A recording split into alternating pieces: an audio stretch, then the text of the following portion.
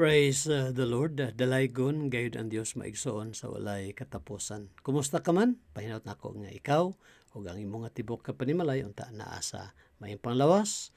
Apan kung ugaling na may gabalatian nato, ay kita malimot tigala nga makasangpit ang adto sa Ginoo.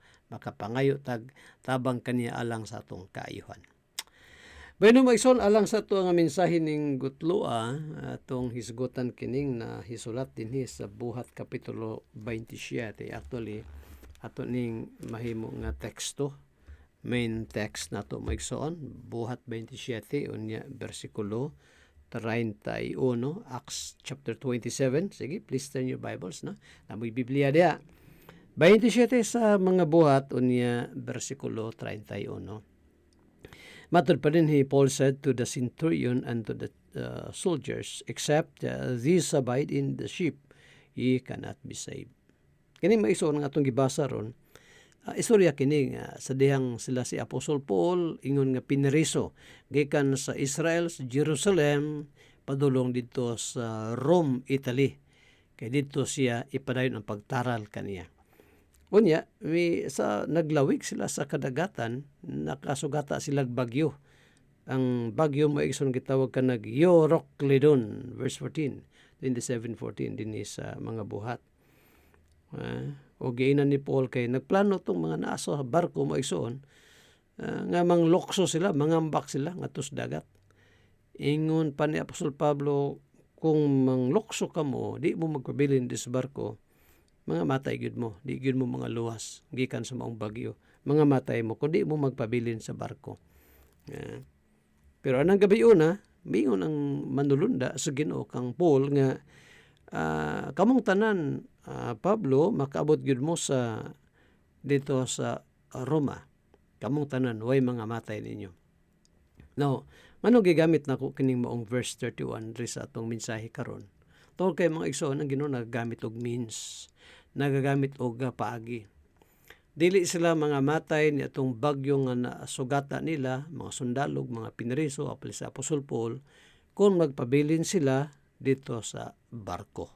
Mga igsoon, ning Gutloa, magisgot ako ning usa ka mensahe atong paggauluhan og God's appointed means, ang mga gikatudlong pamaagi sa Ginoo. Now, diri sa Bible maigsoon, ang Dios nagagamit og mga instrumento. Kung nito patagad, isgutan ako maigsoon, pipilani ka mga main points na to. Unom, bayobay niya, unom ka mga main points na to. Again, sa atong topic nga, God's appointed means, ang mga gikatudlong pamaagi sa Ginoo. Diri sa Genesis chapter 1 maigsoon, yes, atong mabasa din nga sa dihang gibuhat sa Dios ang udang mga butang. Just like for example sa kahayag. Ingon din sa verse 3 of Genesis 1, and God said, let there be light, and there was light. Pangutana, doon nato gigamit nga means ang Ginoo aron mabuhat niya ang mahatag or rather mamugna ang kahayag, ang tubag wala. Wala gigamit din nga paagi sa Ginoo. No, out of nothing, God made a light. Naghatag o naghimog kahayag ang Ginoo gikan sa wala. Siyempre, Diyos man siya. Pero sa last day, maigsoon, ikanom kaadlaw sa diyang gibuhat sa Diyos ang tao, nagagamit na siya og means. Og mao ni atong unang punto. First point na to maigsoon, God appointed means in the creation of mankind. Sabay paagi sa Ginoo sa pagbuhat niya diri sa tao. Genesis chapter 2 maigsoon, tanawa ang verse 7. Matud pa din sa kang Adan niya, and this is a direct creation. Direktang pagbuhat sa Dios ni si Adan ra pud ni watay labot ani. Kay ingon din sa verse 7 sa Genesis chapter 2, the Lord God formed man of the dust of the ground. So maigsoon ang lawas ni Adan gikuha gikan sa abog sa yuta. Si Adan to, way labot si Iba to, maigsoon. Si Adan dali kay mahimo si Iba ni panahon na. And breathed into his nostrils the breath of life, and man became a living soul. Nahimo siyang kalag na may kinabuhi. So, gikan sa abog, sa yuta, na porma si Adan ang iyang lawas. Ikaduhang paagi sa pagbuhat sa Dios maigsoon, nagamit siya instrumento gihapon aron nga si iba mahimugso o mataw si iba, mga igsoon, one of Adam's ribs. Babasa na to na ha? Usa sa mga gusok ni Adan according to verse 21. Excuse me, Genesis chapter 2 gihapon. Matud pa din the Lord, verse 21, and the Lord God caused a deep sleep to fall upon Adam, and he slept, and he took one of his ribs. Ikuha sa Dios ang usa sa mga gusok ni Adan human nga gipakatulog niya sa Dan, og ang maong gusok gihimo sa Dios nga mao ang babay nga si Iba. Verse 22, and the rib which the Lord God taken from man, made he a woman. Gibuhat niya ang babay. Si Iba ra to. Kanang atong mga nahimong asawa ron, misis na ko si Malo, wa na kuagi ka sa kong gusok. Kompleto mo na akong gusok. Wa ni kuha si Malo gikan sa kong gusok. Si Iba gikuha gikan sa gusok ni Adan. Motoy ikaduhang paagi sa pagbuhat sa Dios sa tao. Una, the recreation gikan sa abog sa yuta. Ikaduha maigsoon gikan sa gusok ni Adan, si Iba. Ikatulo din hina ang ikatulong pamaagi sa Ginoo sa pagbuhat sa tao, nga mao ni hantod karon ang mga pamaagi sa Ginoo. Ang Dios nagabuhat og nagpasanay og katawhan pinagi na sa atong unang maginikanan. Og basa nato na sa Genesis chapter 4 and then verse 1. Matod pa din and Adam knew Eve his wife, and she conceived and bare Cain, and said, I have gotten a man from the Lord. So pinagi na sa kang Adan o kang Iba, ingon nga magtiayon, nakanak sila sa unang anak, si Cain, niya ikaduha si Abel. O gikan niya tumayson, nagdaghan ang tao. So ang Ginoo nagagamit og means. Kita na himugso ato ng kalibutan na tungkol sa itong mga ginikanan. Nakabatong tag mga anak, bosa, kamong mga kabataan nga naminaw ning atong programa ron. Mahala, panggaan ninyo inyong mga ginikanan, gumikan kay sila ang nahimong instrumento aron kamo mahimugso ning kalibutan na. Kung wala na inyong mga parents, wala po mo. Wala wala tayo mga ginikanan. Wala na yung mensahe diri maigsoon sa atong first main point na to, God appointed means in the creation of mankind. Atong first point. Ang Dios nagamit og instrumento aron mabuhat niya ang tao. Ikaduha nga punto na to, maigsoon mo kini. God appointed means for man's survival. Aron ang tao mabuhi ning kalibutan ang Dios nagtudlog pamaagi. Unsang pamaagi ang pagtanom ug ang pagharvest magapadayon samtang niya paning kalibutan. Genesis chapter 8 verse 22 human maigsoon sa lunop. Hitabo sa panahon ni Noah after the flood, ang Dios miingon maigsoon nila ni Adan, rather ni Noah, uban siyang tibok kapanimalay. Verse 22 of Genesis chapter 8, matud pa din, while the earth remaineth, seed time and harvests, and cold and heat, and summer and winter, and day and night shall not cease. Samtang magpabilin daw ang yuta, maigsoon ang kalibutan, ang pagpugas ug ang pagharvest magkapadayon usab. Muna nga ang tao gisugo sa Dios maigsoon nga magtrabaho siya. Trabaho siya. Dili daw tan pagtrabaho kay mo na gi-ordain nga pamaagi sa Dios aron kita maigsoon mabuhi. Yes, ang Ginoo mo'y nagpakaon sa mga langgam. Sumala pa sa Mateo kapitulo 6 gikan sa verse 26. Ginapakaon sa Ginoo mga langgam. Apan tanawa ang mga langgam mo igsoon, birds sayo pa sa buntag, mga lupad na pangita silang pagkaon. They work, nagtrabaho sila. Mato pa ni Paul sa 1 Thessalonians chapter 3. Second, I think, not the first. Ikaduhang Thessalonica. Naigingon ang si Apostle Paul sa maong iglesia. Thessalonica. Second Thessalonians, yes. And then chapter 3. Sabay pamulong din ni Apostle Paul. Thessalonica. 3, yes. For even when we were with you, this we commanded you.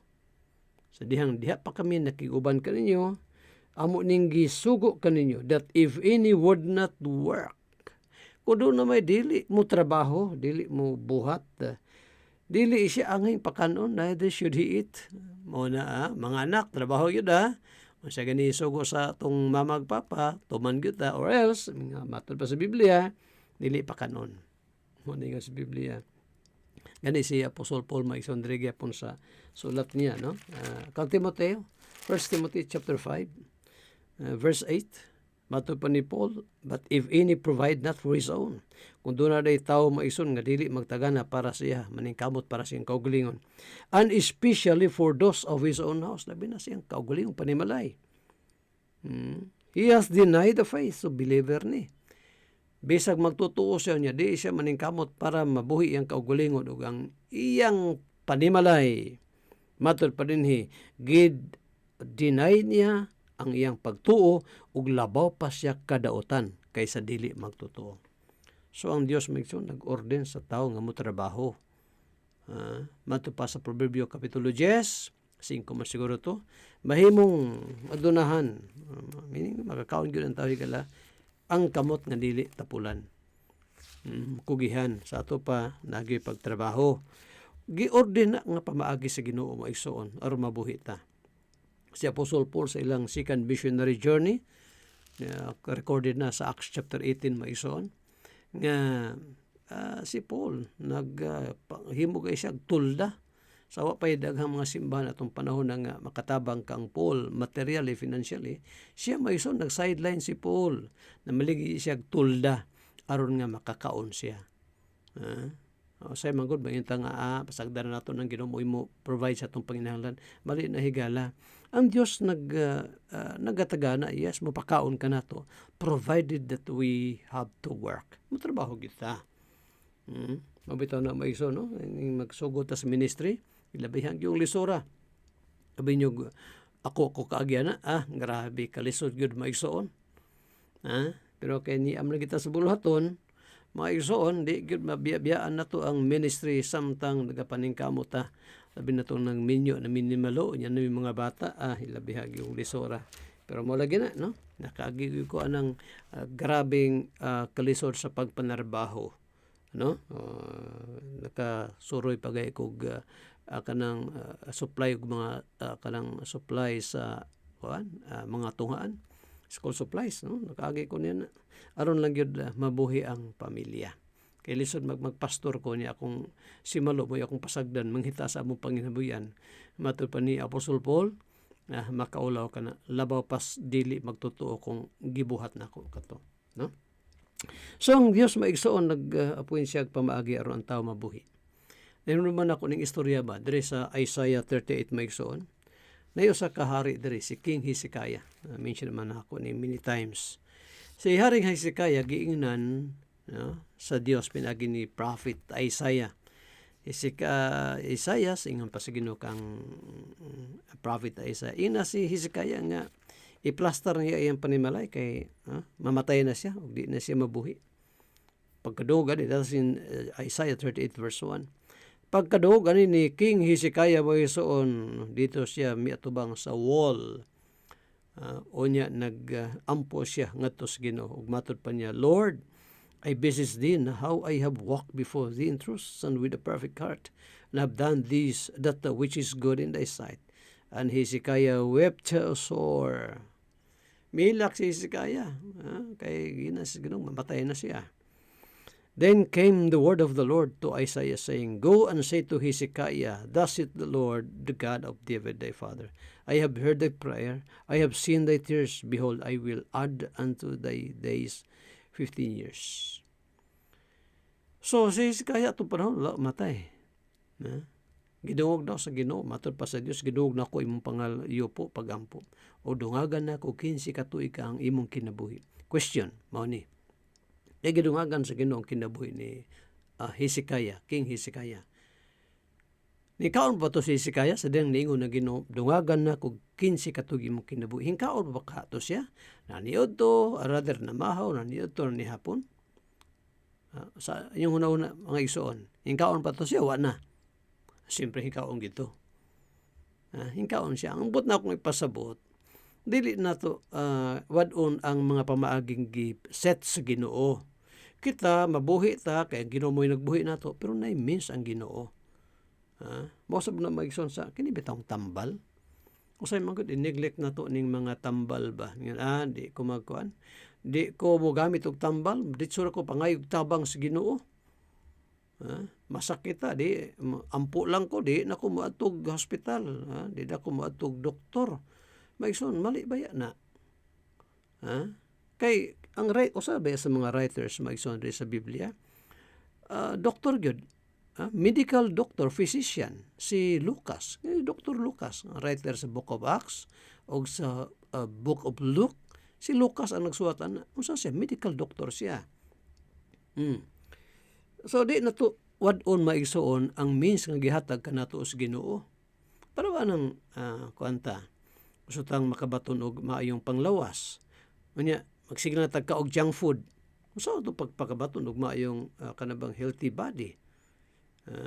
Gusto ta maigsuon nga kanabang bisag idara na ta lagsik lang gihapon. Unya, tapon lang kay ta mag-exercise. Bisan og maglakaw-lakaw na lang sayo sa buntag, bisag 15 minutos lang. Di na to himuon kay lami pa kay katuog ng orasa. Saan ito pagbaton og maayong panglawas kung in-neglect na to ng mga pamaagi sa Ginoo. Sama ning palitan ba, no? Diri sa kang Timoteo, ang tubig maayo, gihatag na kanato sa Ginoo. Pero di lang pwede kay magsigil lang itag inom tubig aron masawa ni atong mga balatian. Kana ba ingon nga water therapy ba? No, water therapy. Dili oy. Magamit ang og instrumento ang Ginoo. Tanawa sa sulat ni Apostol Paul kang Timoteo. Na matuing magipamati si Timoteo. Ang say ingon ni Apostol Paul sa iya, 5:23 sa 1 Timothy. Tanawa maigsoon. Matod pa niya, drink no longer water. So kato si Timoteo maigsoon, nag-water therapy. Pero matod pa ni Paul din, drink no longer water, but use a little wine. Kita mo ana? For thy stomach's sake and thine often infirmities. So taod-taod lang naigipamati si Timoteo, ginan siya ni Apostle Paul. Ayaw gamit og lunlon tubig lang, Timoteo. Inom kag jutay nga bino. Aron maalim ng imong kanunayng pagmasakit. Pati nga liyon niyang mag-atik-atik po ta, ha? Yung naaday sa Bible ng inugway, no? Ako gisakitan man ko, ngita sa kugwain bi. Dahil nagdagan namang tambal ron maigsoon. So, ang Ginoo naghatag og instrumento, nagamit og means ang Ginoo. Pagkaon na to, mabuhi ta. Tambal. Pero di po kay pataka na po tayo inog tambal. Mayroon na itong silingan nga. Kini, main tambalan ni para sa imong arthritis. Maunir kayo sa ko, di mo na doktor na imong gipangutan-an. Kanang ato ka sa hospital o sa clinic, dito ka mangutanas doktor. Dok, kini akong sakit ba? Sa may mayo ani. Tagaan ka, check-upon ka, resitahan ka, pabalikon baya ka na. Balik ha after 1 week or 2 weeks ha. Kaya itong taputanawon kung nakaangay bagyod ka, nabay alibyo, man na maigsoon. Kana bang minuta nga, di ko, salig lang ko sa Ginoo. Kaysa may huwa magsalig sa Ginoo. Kaming mga nagamit og tambal, wala may masalig sa Ginoo. Gani ampo mi kanang tambal nga ginatake na to, i-bless sa Ginoo. Atuloy si Apostol Paul maigsoon, nagay patay nga banhaw man gani, nakabaton kanig balik kinabuhi. Basa ng Buhat Kapitulo 20. Si Eutychus, sabi na ito kung tanawang kadali maigsoon, pamatuod niya, ang Ginoo nagamit og means, no? Dere sa pagwali ni Apostol Paul, gitaas niya yung mensahe niya, batanon ditong dito sa third floor maigsoon, naglingkod siya, samtang nagwali si Apostol Paul, gitaas niya yung mensahe, nakatulog, samtang anong dito po siya maglingkod sa ikatulong andana, verse 9, no? Acts 20 verse 9. And there sat in a window a certain young man named Eutychus day, ngalan ang batanuna, being fallen into deep sleep, nakatulog day, samtang naminaw sa wali ni Paul, naglisod mag-ison ha, magwali ganin pastor, di ta matug ha, tingali unyag, sigla tagkatug, yun nga, nahadyo ko ng Bible ba, nga naman, Marabas siya kuan ba kanang sleeping pills makatugyo ko. Mao ba? Manang uban no, basag Bible sa gabi. O niya, inikabuntag na matiwas niya basa kay duha nakatulog. Nahulog sa gikas third floor mo igsoon. Paabot sa ubos unsa patay. And fell down from the third loft and was taken up dead. Matay si Eutychus. And Paul went down and fell on him, and embracing him, said, "Trouble not yourselves, for his life is in him." Buhay siya. Naampo ito magsoon, si Apostol Paul. Ang ano man niya po ini si Timoteo. Yun nga, Timoteo. Sige lang, inman lang tubig niya, ako lang nampuan. Ay nagamit og wine. di na maumagsoon. Di na to, ang Ginoo naghatag og mga taong maalamon, pag-discover og mga tambal. Gikan sa mga tanom, sa mga sa nature, nagka-invento sila, pinagi sa wisdom sa Ginoo, ug ginahimo ng pamaagi. Di ba? Hindi na to i-neglect ang means, Maikson. Ikaduha na to ng punto, ikatulo, Maikson, mao kini. No? God appointed means for the well-being of a child. O kita mga ginikanan, o kamong mga ginikanan, kani yung mga anak, siyempre, nagipag tudlo sa Bible nga atimanon, physically, materially, labas na spiritually. Siyempre, pakaon yung mga bata. Kita na nagko ta. Ako, katiguan ko. Tungkol kay sa bata, pagyatiman sa akong unang mga ginikanan, o rather sa akong mga parents. No? Atiman sa ninanay tatay. Kita na po, mga ginikanan mo, po nagatiman sa itong mga bata. Kunya, di lamang kay diya sa mga butang material, physical, maigsoon, spiritual. 22, versikulo 6 sa Proverbio, sa tuingon kay diya, train up a child in the way he should go, and when he is old, he will not depart from it. Kita di mo maigsoon, no? Pag-train sa mga bata. So, mo ni siya, nakipagbansay. Di na ito pasagdan ito mga bata. Paso, di mas kasabot sa gospel, no? Ang Bible nag-ingon, no? Mabata siya, gamay pa siya, basta tudluan sa pulong sa Ginoo. Mga Bible stories may nagganahan ginamino mga bata na. Mag-imagine na sila kung di pa sila kabasa. Istoryahan ni mo mga Bible stories. Magsun ma-implant na sa ilang mga huna-huna. Mabutang na sa ilang subconscious kanang imong gitudlo o gamito na nga pamaagi sa Ginoo for their salvation. Dabi i-share na to ang gospel nga to kanila. Dawa si Apostol Paul sa ingon niya kang Timoteo. 2 Timothy and then chapter 3. Sulatan ni Paul si Timoteo. Matod pa niya 2 Timothy and then chapter 3 and then verse 14.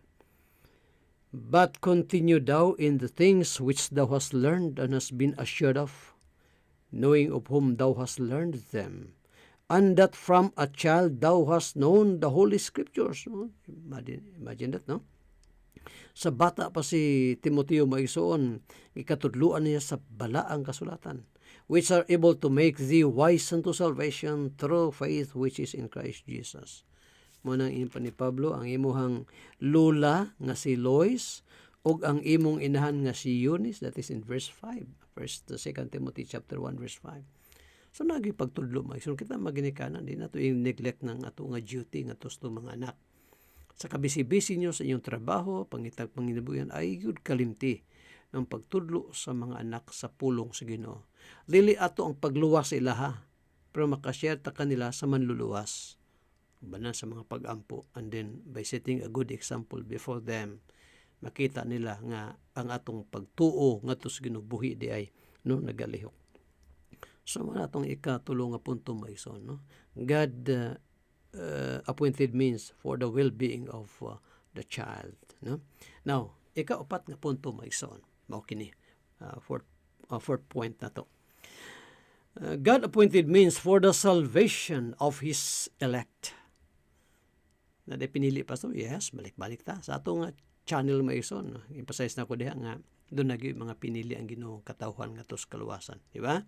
2 Thessalonians chapter 2 verse 13, we are bound to give thanks, mato pa ni Paul din ha, for you brethren beloved of the Lord, because God hath from the beginning, sukad pa sa sinugdan kamo, gipili sa Dios aron mga luwas kamo.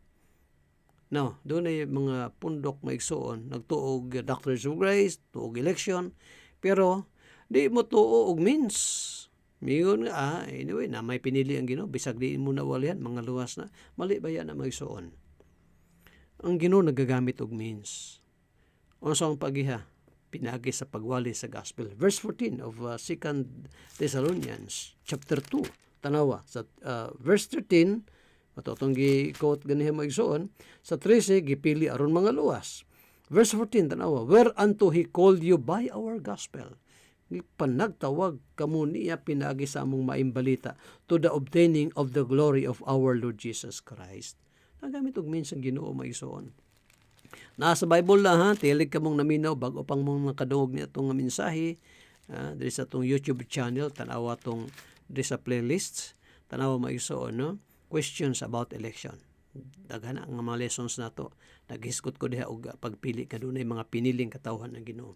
Pero nagagamit ang Dios og means o pamaagi. So unsa pagiha? Pagwali sa gospel. Muna si Apostle Paul diri sa 2 Timothy chapter 2 maigsuon. Nag-anto siya. Iyon niya sa verse 9, wherein I suffer trouble as an evildoer. Itong gidala siya dito sa Roma tungkol sa pagwali sa gospel. Kini, pagsulat ni Paul sa 2 Timothy maigsuon, dito na siya sa Roma ni, sa balay nga iyang giarkilahan, giminardyahan siya, kay naghulat siya sa iyang kamatayon. Sa ingon niya, wherein I suffer trouble as an evildoer, even unto bands, but the word of God is not bound. Verse 10, yara, therefore, I endure all things for the elect's sakes. Giantos ko ang tanang mga butang, mga pagtagmal, pagbiay-biay, persecution, tribulation. Giantos daw niya ang tanang butang, tungod og alang sa mga pinili. Ano man daw? That they may also obtain the salvation which is in Christ Jesus with eternal glory. Ay means maigsoon ng Ginoo. Naghatag pamaagi ang Ginoo aron ang mga elect masave mo ng salamat kayo ha, mga igsoon diri sa church, sa mga missions, na mga individuals gani wala ko pamimamat ang uban, mingon na pastor na may gamayng kantidad amo ning ipadala aron itabang sa radio program. Salamat mga igsoon. No? Eternity will just tell us, will just reveal to us. Pagabot sa panahon maigsoon. Kaysa ni mga tawanan nangaluwas, gumikan kay kamo nahimong kabahin ni mga buluhaton. Kay primarily atong pagwali sa kahanginan, mawali na to ang gospel ni Christ. Kay pinaagi lamang kang Kristo Jesus sigala ang kaluwasan. Dili pinagi grupo ha, dili pinagi sa atong paningkamot, kundi sa grasya kaluoy sa Ginoo. So ang Dios naggamit og means, gamit siya. Ang bitaw nang gipadala niya ang iglesia, go, then preach, teach the gospel, preach the gospel. Then, sa mga mahimong magtotoo, bautismuhan sa ngalan sa Man, sa Anak ug sa Espiritu Santo. Then, tudluan sa tanang mga butang. Mao nay mandato ni Christ sa iglesia.